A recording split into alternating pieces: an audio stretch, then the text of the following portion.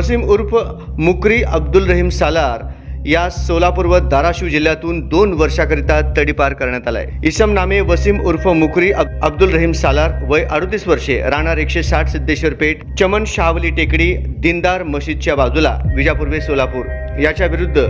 सन 2008, 2010, 2014, 2015, 2016, 2019, 2020, 2023 व 2024 या कालावधीमध्ये नागरिकांना दमदाटी व मारहाण करून दुखापत करणे, जीवे ठार मारण्याचा प्रयत्न करणे, गैरकायद्याची मंडळी जमा करून खंडणी वसूल करणे, शासकीय नोकरांच्या कामात अडथळा निर्माण करणे,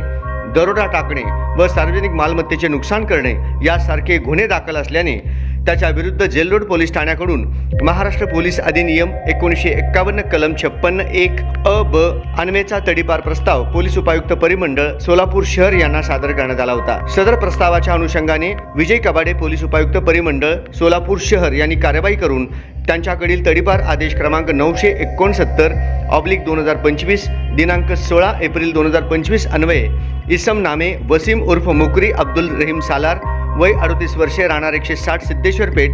चमन शावली टेकडी, दीनदार मशीदच्या बाजूला, विजापूर वे सोलापूर यास सोलापूर व धाराशिव जिल्हा येथून 2 वर्षाकरिता तडीपार केले आहे। त्यास तडीपार केल्यानंतर लातूर येथे